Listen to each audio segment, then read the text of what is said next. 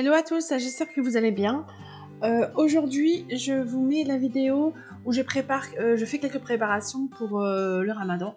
Et j'ai fait 2 compotes avec des pommes qui commençaient à être... qui j'avais acheté fatiguées déjà, donc je les ai fait en compote de pommes. J'ai fait 2 bocaux aussi on appelle ça la tchouktchouka, mais c'est comme de la ratatouille, voilà, sans courgettes, en bocaux. Et voilà, j'ai préparé de la coriandre d'avance et des poivrons au cas où j'en ai besoin pour les pizzas tout seul, et un sachet aussi de légumes pour la soupe. Enfin, je vous montre ça en vidéo. Quand même, ça avance un petit peu certaines choses, ça évite les découpes et tout, quand des fois on n'a pas envie de faire, on n'a pas le temps. Donc voilà.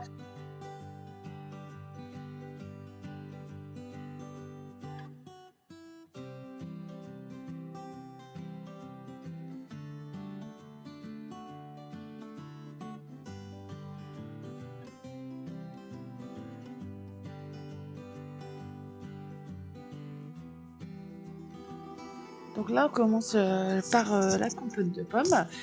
On prend des pommes, tout simplement. Moi, j'avais pris mes pommes qui étaient un petit peu en fin de vie, que j'avais trouvées dans mon primaire, chez mon primaire. Donc, lavé, épluché, j'ai enlevé les petits morceaux qui étaient un peu noirs, ou alors qui étaient vraiment trop abîmés, écoutez. J'ai enlevé le trognon et j'ai mis dans ma casserole, j'ai coupé en morceaux dans ma casserole. J'ai ajouté un sachet de sucre vanillé et j'ai mis à peu près l'équivalent d'une cuillère à soupe de sucre en poudre. Voilà, c'est tout. Pas d'eau à ajouter, rien du tout. La pomme elle-même, elle va jeter de l'eau.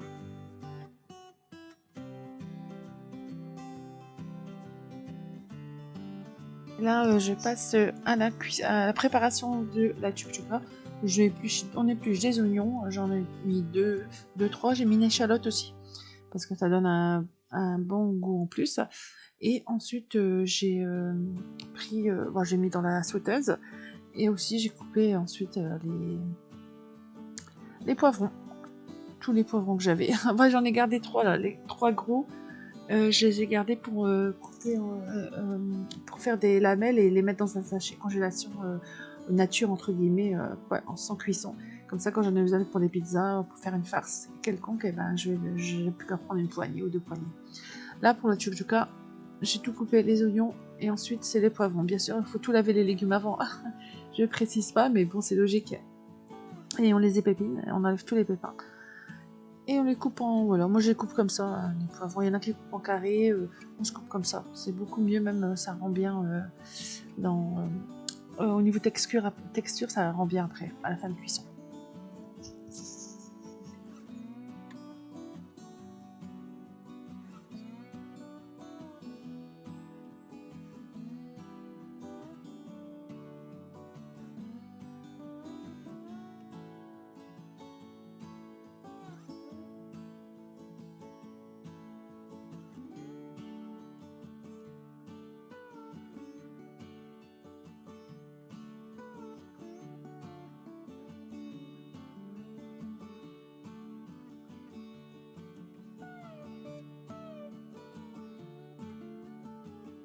On remue dans la pomme de temps en temps quand même pour éviter que ça colle. Là, on va y prendre, quand on a fini de tout découper les poivrons et les oignons, on vient mettre une boîte de tomates pelées, c'est mieux, parce que voilà, il y en a quand même beaucoup plus. Une boîte ou 2 selon les goûts. Moi, je mets une boîte et je laisse à feu doux poivre, sel et cumin. Et je laisse à feu doux mijoter tranquillement. Pendant ce temps-là, la compote était cuite, donc je l'ai mis directement dans un mixeur. Et j'ai mixé, tout simplement. J'ai mixé et directement après, j'ai pris mes pots de confiture qui étaient stérilisés et j'ai mis la compote dedans. Après, vous mixez comme selon les goûts. Si vous voulez bien mixer, vous faites plusieurs minutes. Moi, j'ai fait bien mixer parce qu'on aime bien une texture épaisse et bien mixée. Donc voilà, mais si vous voulez pas trop mixer, vous faites 2-3 coups et voilà, ça sera bon. Là, vous voyez, quand vous mettez vos la compote dans un bocal, n'oubliez pas d'essuyer les bords. S'il y a des petites gouttes qui vont sur le bord, n'hésitez pas à essuyer. Il faut que ce soit bien sec et propre pour visser le couvercle. Et vous retournez ensuite les pots à l'envers et vous les laissez refroidir complètement pour les remettre à l'endroit et les stocker dans un placard ou autre.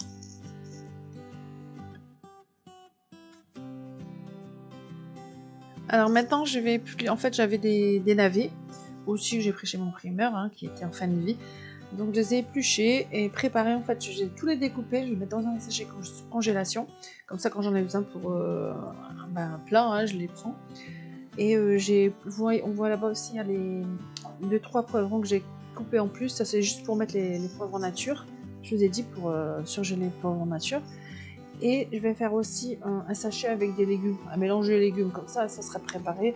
Que ce soit une base de chamba, une base de poulet avec des légumes. Voilà, j'aurai au moins un sachet déjà pris aussi.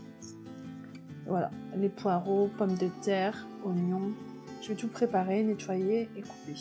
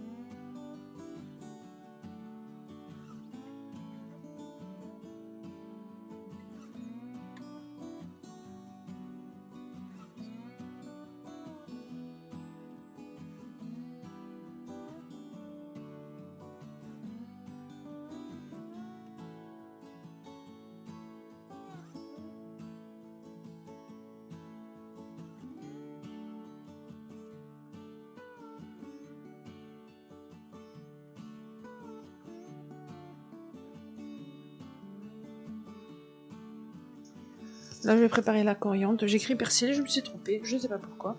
Donc j'ai rectifié. Et voilà, j'ai préparé la coriandre, je l'ai lavée et découpée. Ça, c'est vraiment le truc le plus pratique de tout pendant le ramadan.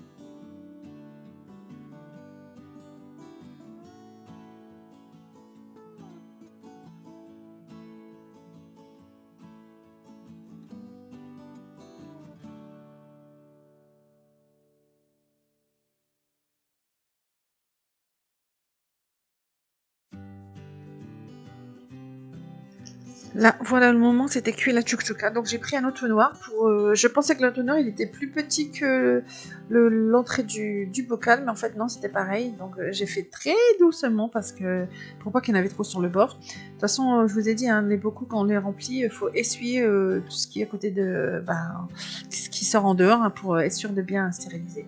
Donc là, j'ai rempli mes bocaux à 1,5 cm du bord. J'ai fermé. On ferme bien fort et voilà, j'ai fait ça avec tous les bocaux et ceux-là je les ai stérilisés à l'eau dans une marmite.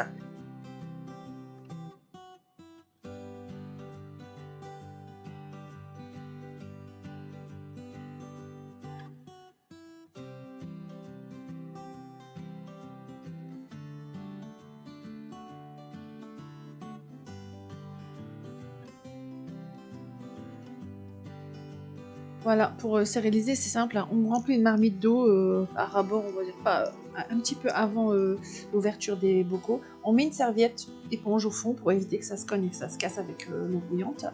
Et on laisse cuire comme ça à 100 degrés pendant 1 h 30 à peu près. Moi j'ai mis 1 h 30. Et on laisse refroidir dans la marmite. Hein. On laisse, quand c'est cuit, c'est-à-dire quand vous avez fait 1 h 30, vous éteignez le feu, vous laissez refroidir l'intérieur totalement.